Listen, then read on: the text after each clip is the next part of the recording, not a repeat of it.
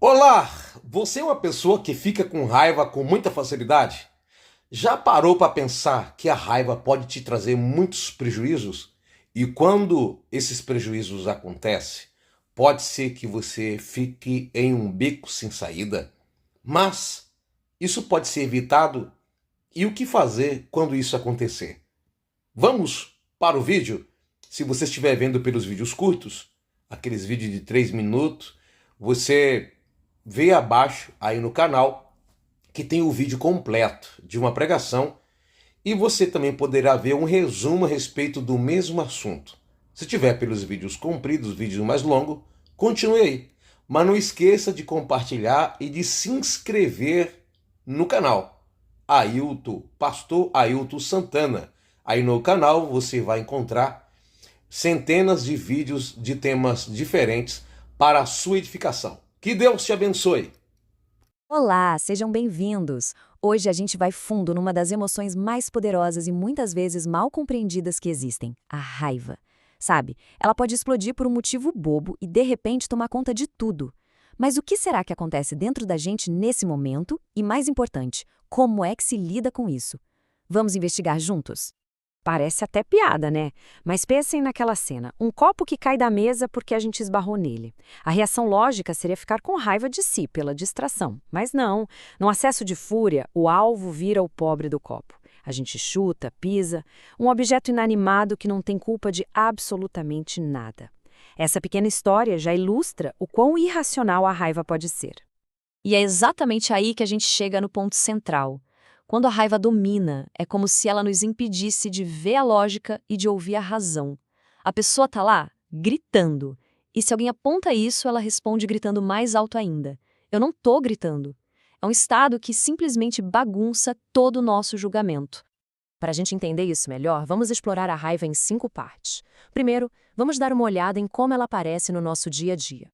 Depois, vamos diferenciar o que é um sentimento passageiro de um estado perigoso, entender o custo real disso e, no final, descobrir como podemos nos reconciliar com os outros e dominar nosso próprio mundo interior. Então vamos começar pelo que todo mundo aqui conhece bem, aquela raiva que surge das pequenas frustrações do dia a dia. E o interessante aqui é ver como esses gatilhos são universais. Quem nunca se irritou com aquele tapetinho que sempre enrola no pé? Ou com o motorista impaciente que buzina sem parar no semáforo?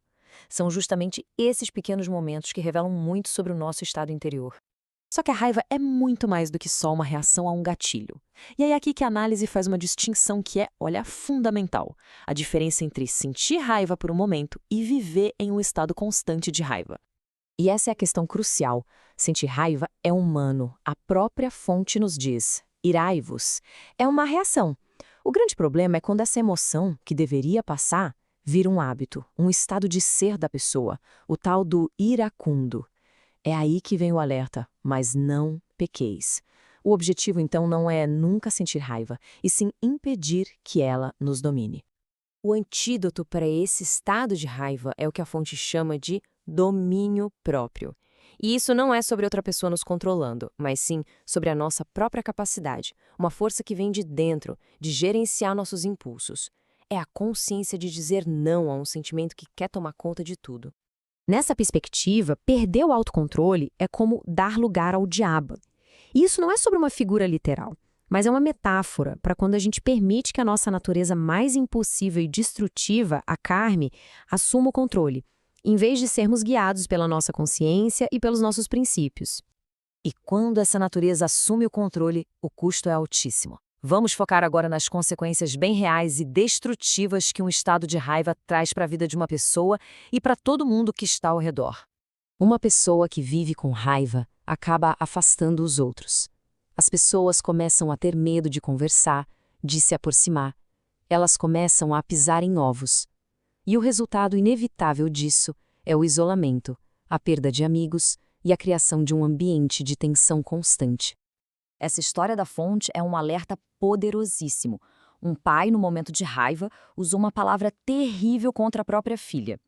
Essa palavra não só feriu, mas ela moldou negativamente a percepção que a menina tinha de si mesma, afetando o comportamento dela para sempre. Isso mostra de forma, assim, impactante o poder destrutivo que as palavras têm quando são ditas com ira. E a raiva é contagiosa. A fonte descreve um cenário clássico. Alguém tem um problema com o chefe, chega em casa e desconta no cônjuge. O cônjuge, por sua vez, desconta no cachorro. Uma única fonte de ira lá no trabalho acaba envenenando todo o ambiente doméstico. É um efeito dominó. Diante de todo esse estrago, como é que a gente pode começar a consertar as coisas? A primeira parte da solução foca exatamente nisso, em reparar os relacionamentos que foram quebrados pela raiva. Esse ensinamento é impressionante. Ele diz que, se uma pessoa está no meio do ato mais sagrado, que é apresentar uma oferta a Deus, e se lembra de que magoou outra pessoa, a reconciliação é tão urgente que ela deve interromper o ritual. A relação humana tem prioridade. Mas essa urgência não é só espiritual, não. A fonte explica a razão prática. Se a pessoa que foi ofendida levar o caso à justiça, as consequências podem ser graves, como a prisão. A reconciliação rápida é também uma forma de evitar que um problema se transforme numa catástrofe na vida real. E isso nos leva a este famoso verso. O ponto é resolver os conflitos rapidamente, no mesmo dia, se possível. Não deixar a raiva dormir com a gente, porque é aí que ela cria raízes e se transforma em amargura e ressentimento. Mas consertar os danos externos é só metade da batalha. A verdadeira mudança acontece dentro de nós.